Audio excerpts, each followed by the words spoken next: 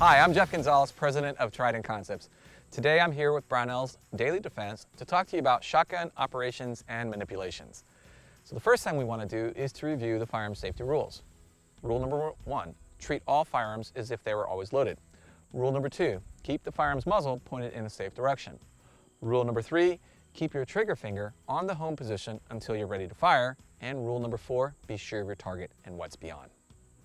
After that, I'd go ahead and suggest that you review your owner's manual in case your firearm is a little bit different than what I'm using.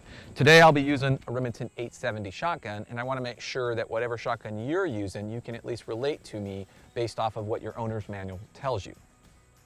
So after we've done the review of the owner's manual, we're ready to start working. One of the things that I recommend is that you familiarize yourself with the features and the controls.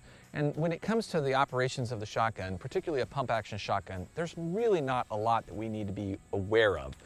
First, we want to talk about the safety. On a Remington 870 safety, it's going to be located right here past the trigger. So I want to make sure that I understand that when I push in, safety's off. When I push back, safety's on. Next, the action lever, which is going to allow me to pull back on the action to expose the chamber area. Then I actually have the pump itself. So the pump is going to be what allows me to pull back the action to expose that chamber. So now that I have a little bit of a better understanding of the shotgun and how it works, let's talk about a few things. So if my shotgun is unloaded, I want to make sure that it is unloaded. So there's two things that I need to do. I need to inspect the chamber as well as the magazine tube. So there's a couple ways to do that. The first would be to go ahead, hit the action lever, pull back so that I can inspect both the chamber and the magazine tube at the same time. If that's not possible, I can always start by pushing in and looking at the magazine tube first, and then I can go to the chamber. So once I've done that and declared that this firearm is unloaded, I now need to start at loading. So there's two ways to load the shotgun when it is emptied to start with. The first would be to go ahead and open the action, and as I do, I'm going to take the shotgun shell, place it inside of the chamber, and go ahead and push the pump forward. Now, after that, I go ahead and take my shells, and I can load them into the magazine tube for whatever capacity that I'd like. At some point, if I need to unload the shotgun, there's a couple of ways that you can do it. The first and the recommended method is to go ahead and pull back on the action, eject that first round, dump that next round out.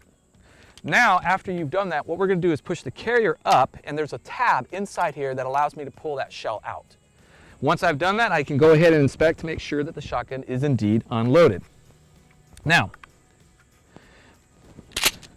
once I have loaded the shotgun to whatever capacity that I want and I'm ready to start shooting, great.